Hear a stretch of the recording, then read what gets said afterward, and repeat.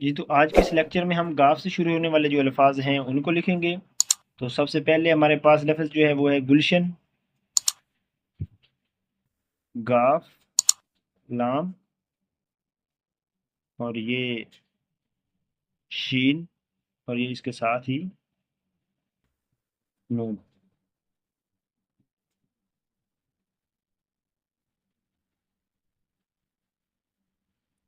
اور دوسرا لفظ ہے ہمارے پاس گلفام.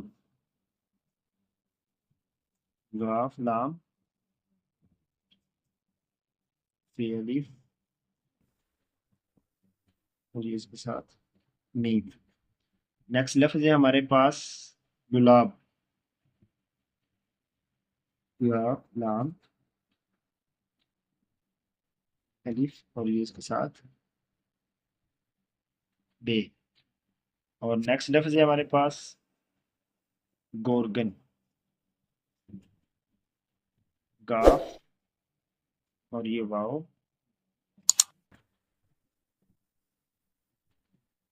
یہ نون.